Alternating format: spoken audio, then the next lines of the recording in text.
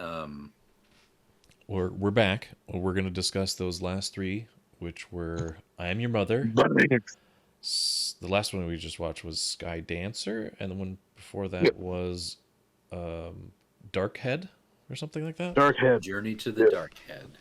Yeah, Yep. let's talk about them. Okay. So first one was the Ardman one. Yep. We had the return of old What's His Nuts as Wedge Antilles. What's that actor's name? Not offhand, I don't know. But yeah, he there, and that was adorable. Great It was. animation. Love the animation. Yeah. Yeah. Always impressive stop motion. And the whole thing was, it had a very Aardman-esque, like, quirk to it with underdogs and, like, a very caricaturized villain characters and just a lot of standout, like, good little funny humor and jokes and comedy. Dennis Lawson. Wedge Antilles. Yeah, there you go. Ewan McGregor's uncle. Yeah, that's right. But Yep. Janice. I love the quirkiness also, as Wilson said. Yep. And the background characters and the little hints and nods of the funny things that Star Wars has, cultivated. Little Easter eggs. All the character designs were cool. Right. Yeah, like we've seen more than once. Even the one that we saw, Sky Dancer. I don't know that I would call that necessarily anime, but like we've seen we've seen Star Wars before in these stylized forms of animation. So it's just really fun to see it in a extremely well done stop motion format. Yeah. The Wookiees, all the like he said, the character designs were just so much fun. It was just a nice, heartwarming story of fucking family, and just coming together, loving your family. Not being embarrassed. Just a daughter that's embarrassed of her mom, but turns out her mom's actually badass, and the whole conceit is that there's a family race. She's in a Jedi pilot academy situation, not Jedi, like Rebellion pilot academy situation, and a Republic. I don't know at what point that is. With there's a family race day where everyone's racing with their parental units. Yep. She didn't invite her mom because she was embarrassed, and then turns out mom's a badass. Partly, I think big part of that was because it was like a junk tug. What do they call it? A space tug? Yeah, space tug. Space tug. It was like this junk. She was kind of poor, they has that kind of class whatever thing where she's kind of poor, where she's kind of embarrassed, and yeah, because of snooty rich girl and all that shit, and yeah, just like heartwarming and charming throughout, nice and light stakes, even for these like short format things, just like super digestible. Yeah. Yep. Yeah, I was just gonna say super digestible. Yep. Good word for it. And then we good word for it. Move on from that one to Journey to the Dark Head, which was tonal shift, and I think it was awesome. Like the transition between these two, like this one being wholesome and cutesy and great message, and then we jump to Journey to the Dark Head about a prophetic vision that this girl has looking at rocks in the rain. And this planet she lives on has these two statues, a light and a dark, and the rain falls between them or whatever, and they land on these rocks, and you can see visions on them for, a short amount of time before the water evaporates. And when she was growing up, she was reading those, and she saw one that was two figures in battle with one in the middle or whatever that she couldn't quite make out, and all that shit. And she fucks off. When she gets older, she fucks off to the Jedi, and they're just like, hey, I think if we take out the dark head of this statue, that you could maybe put the war on our side. And they assign this young, I don't know if he's a knight, Jedi Knight, to assist her. She's not amused because he's young. And he's been through some shit with the Sith fucking bitching, fucking Bishan, who fucking killed his master, I'm assuming. And Killed the Jedi's previous master and some other like peers. I don't know if they were other apprentices at the time or what, but he's got kind of a rage issue, and the Sith's like, hey man, you should join me, I'll come back for you, and gives him a little scar on his face. And they go to that fucking planet with the statues, and run into old Bishan, and big battle between Bishan and Tor. And the girl realizes that her vision is this. The two figures are Tol and Bishan, whatever. And then she's the one that stands in the middle. And she goes to help. Well, I should say that she goes to blow up the heads, but the light and the dark energies are fluctuating between the two, so there's no clear good or bad in that situation. yeah. But she helps, and when Tol's in a dire situation without his lightsaber, gives him enough time to get his lightsaber and behead Bishan. Or he takes off his dark head. The dark head. So you think it's a statue the whole time, but it's actually this Sith. It's actually this. Fun fact I read, Tool is played by one of the Try Guys, the YouTube channel, Try Guys. Wow, really?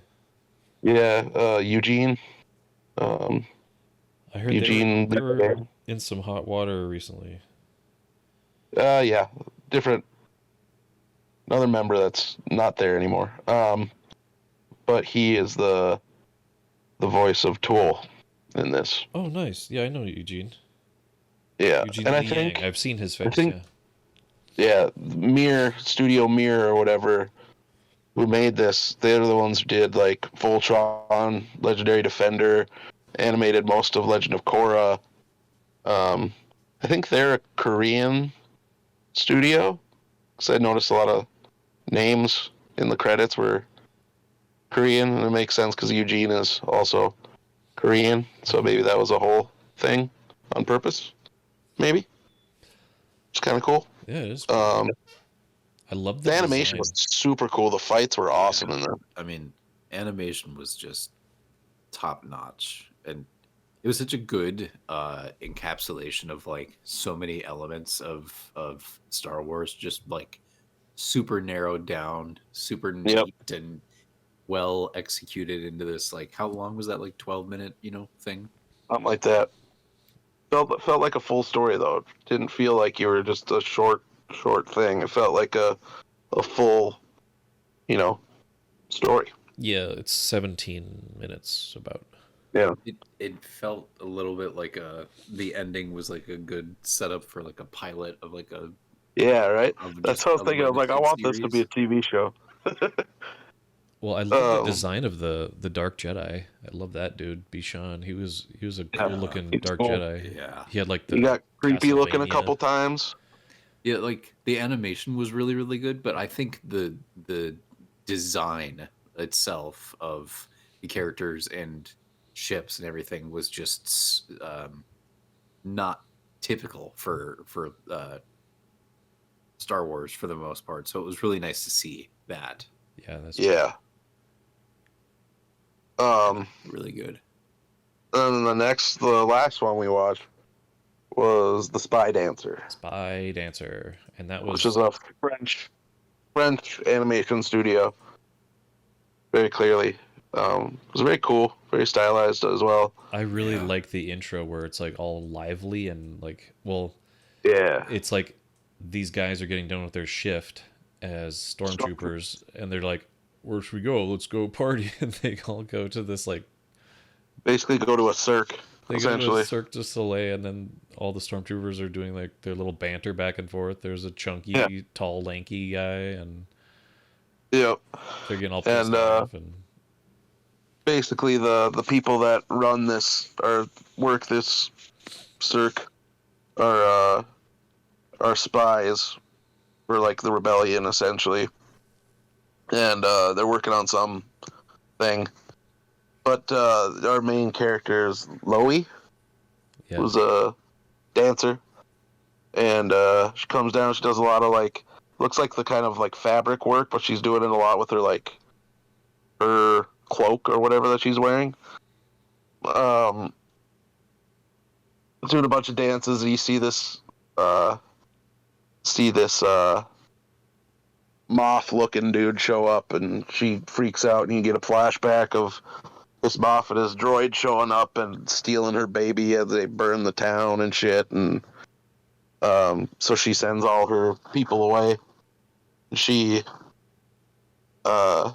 she plans to, you know, knife the dude essentially with her little extendy blade.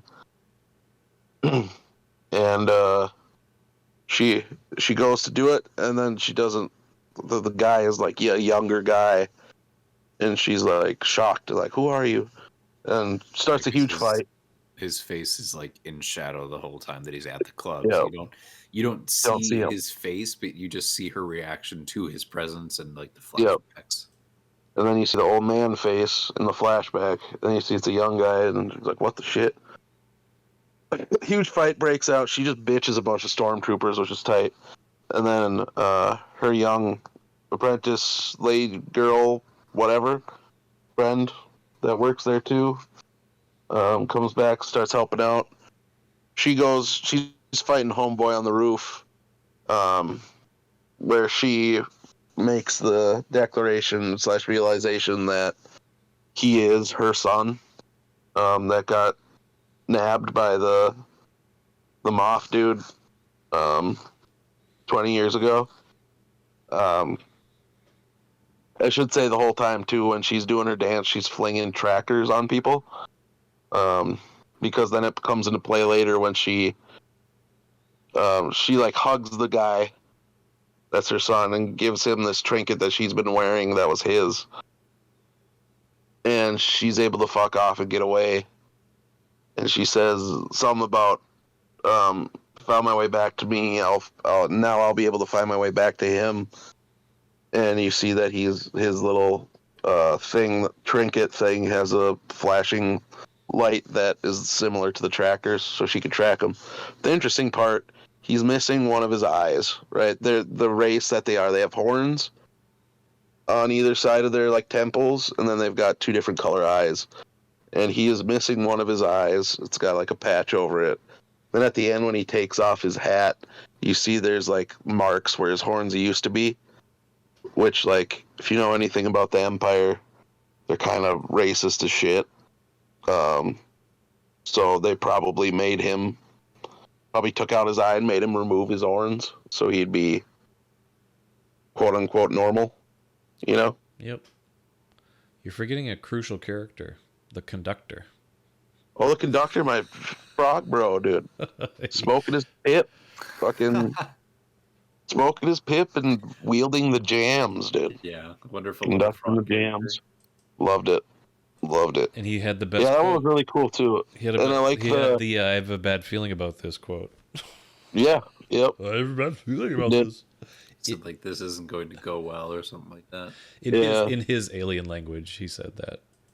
Right. But I think that last, I mean, you have the partial reveal of him missing his eye, but like it all kind of comes clearer when he takes his hat off and you see he's missing his horns. You're like, oh shit, this is a Empire being like, hey, you ain't no fucking alien scum. You gotta be one of us, or you know what I mean? Yep, you're either in or you're out. You can't be anything else. When the Can't be. flashback happened, I thought it was her like daughter getting taken Right. or something like that. And then when she said son, I was like, oh, this dude has like a slightly similar like shade of skin to her. Yeah, I bet similar that's- face shape. He's wearing a hat. We haven't seen like his head. Like, oh, Yep. that's him. Yeah, they kept. There's a couple times they are trying to go for the reveal of the horns, and it doesn't happen. Right. Then you get that little bit at the end. That he shaved them off, or there's like little markings Yep. where they used to be. Because the Empire, as we know, is racist as shit against aliens. So Super xenophobic. Mm-hmm. yep. And that's heartbreaking. It was. How'd you guys feel about how'd you guys feel about that episode? I really liked it. I liked the I had never seen anything from that animation studio. Not me either. Tried So to look them up, but it didn't have like a Facebook or I mean a Wikipedia or anything.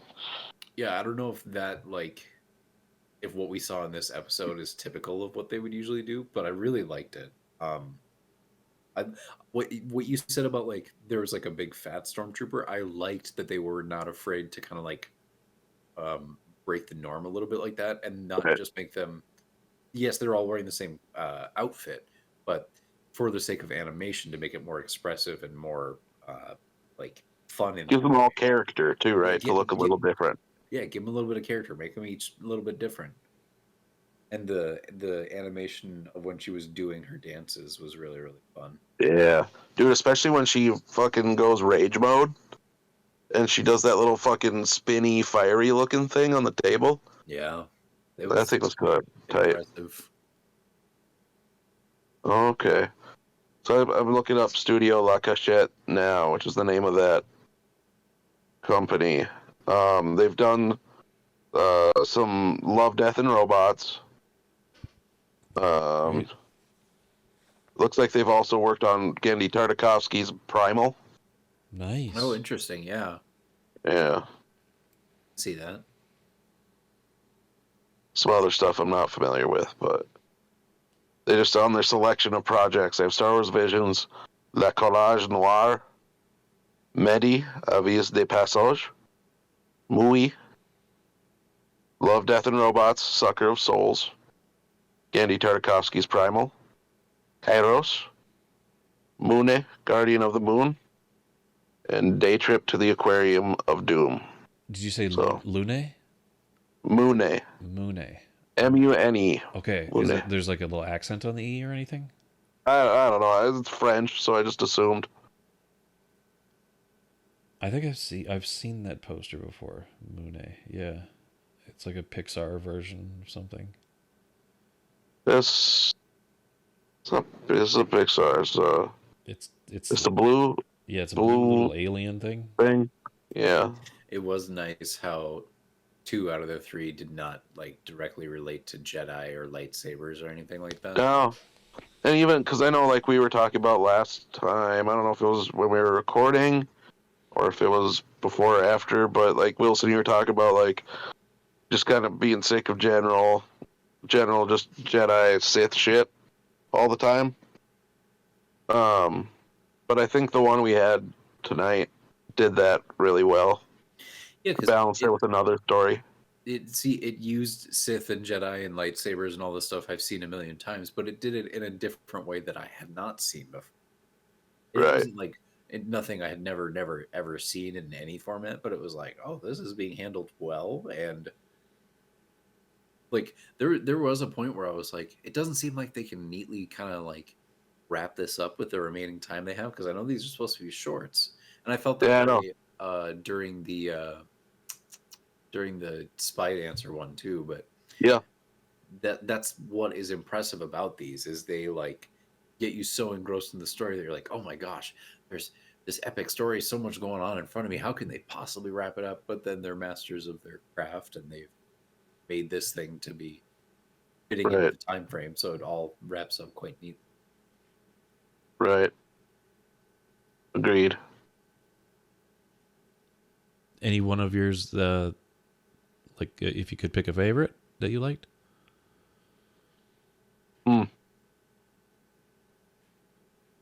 That's tough. Yeah, I think I would want to say the second one, just because I feel like there are Yeah. visually parts of that where I would love to go through and just like scrub through frame by frame to find some really nice wide shots or smear frames of the fighting animations, or I bet there's just some really beautiful looking stuff in there. Right. Yeah, I agree. I'd probably say 2 also. I would say 2, just because the Aardman one really, like, it had the wholesome story, but it relied a lot on like a wink wink nudge nudge, like, look at this funny gag we're doing with, like, Mandalorian's head Right. as a welding mask, or it's like we're doing quirky things with stuff. I mean, that was charming, but Yeah. what set the second one aside was that it introduced a new concept, which was like this new way of seeing prophecies in rocks. And like, I just like when they use an already established world and start like making their own lore based off of something really random like that. Like, oh, it's like an archaic technology, but it's like futuristic because Star Wars, deals with spaceships and lightsabers and all these laser swords and big machines. But then when you bring it down to like the more nature side of the world building, it's something so simple as like rain falling on rocks and you see visions. And that just kind of resonated with me a little bit because it's Yeah. I just like how they juxtapose those ideas and those concepts. And that was a cool introduction to that. So I would say Yeah. second one also. Oh yeah. No, none of these are losers. No. They're all bangers. You'd have a good time with all of them. I'd say they're all at least 8 out of 10s. Yep. If I had to rate them on a irrelevant number scale like that. It's a solid second act of this series so far. We still have the third Okay, the third act. 3 more episodes. Because we're doing these in threes, yeah. So yeah, we'll get to those pretty soon, maybe next week. Hope you enjoyed this discussion on Visions. I'm excited to see more. I want them to do, other production companies and other types of media and things like that. Yeah. See It's what kind other of people they can they create. started doing that this season, right? Like, cause since last season was mostly, it was anime studios. Now this year they've kind of spread it open to a bunch of different types. So who knows? Maybe we'll get even wilder shit if they do a third season. Yeah, I want to see a lot of mixed media. Yeah. Yeah, if they open it up to like I don't know, it take this with a grain of salt because it just saying it at face value sounds a little weird, but like fans who have made fan films before, you know what I mean? Like Yeah, like maybe live action of some kind. what was that one really popular one? The Swordman, or What?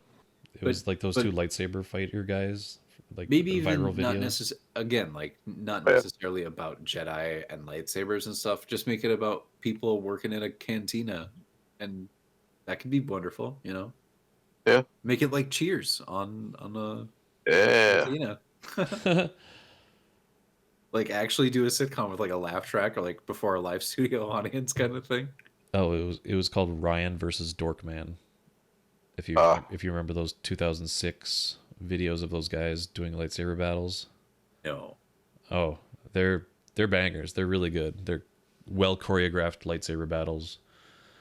Yeah, I'm not interested. I've seen enough lightsaber battles to satiate myself for long enough. So, And you haven't seen that one? That was like the OG. It was but I way can back. see that one. I don't need to see it again.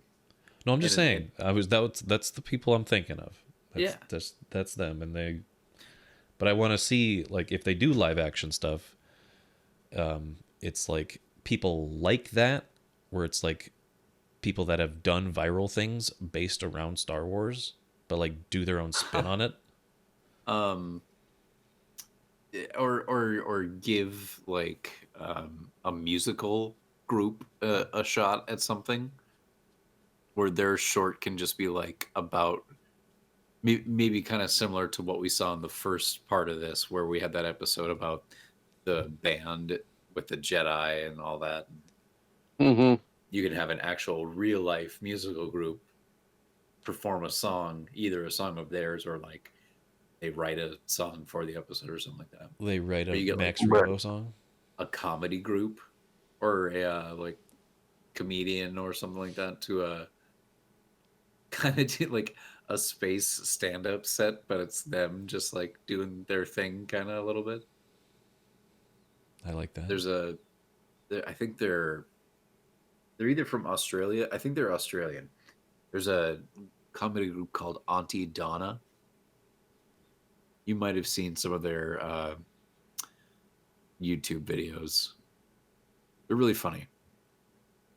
And I can just imagine like them dressed up as, I don't know, some random dudes just doing their shtick, but within the realm of Star Wars, and it being something that would be popular. Or like a Letterkenny kind of thing. Oh, sure. Right. Yeah, that'd be great too. Two schmuck stormtroopers going throughout their day. Yes, just like that one viral, was it called Troopers? Like it was a makeshift of cops. It was really good because it was just stormtroopers doing their stuff. Yeah, or like the Adam Driver undercover boss spoof thing that they did. That was good too. But yeah, like two stormtroopers going throughout their day, like, gotta wake up at like 3, whatever we call it, 3 a.m., punch in, gotta eat a sloppy little breakfast through my helmet. Flop a little breakfast. Yeah. Yeah, that was a good sketch because they knew who it was the whole time. Like, oh yeah, I knew it was Kylo the first time I saw him. I just didn't say anything. Yeah, I think more mixed media would be really good, and more like find like somebody who's like a chainsaw wood artist and get them to do like a series of or like really open Series it of up to some porgs. esoteric. Because we saw that one stand on the Artman one. They had porg wood carves. Holy shit! What a dream would be like. Get them to do Jim Henson Studios and just have an episode with puppets. I was thinking puppets or marionettes or like a Thunderbird style. Disney owns Muppets now, so At least they're safe there to a degree. Yeah, that's true. Yeah. They can live on in perpetuity as long. Puppetituity. Puppetituity. It's like puppetry. Muppetituity. It's like puppetry. It rhymes. Yep. It's Puppets come from there, actually. All right. Well, we'll be back with more discussions of season 2 of Visions. Hope you're enjoying Super Summer Star Wars, and we'll talk to you later. Goodbye. Bye. Bye.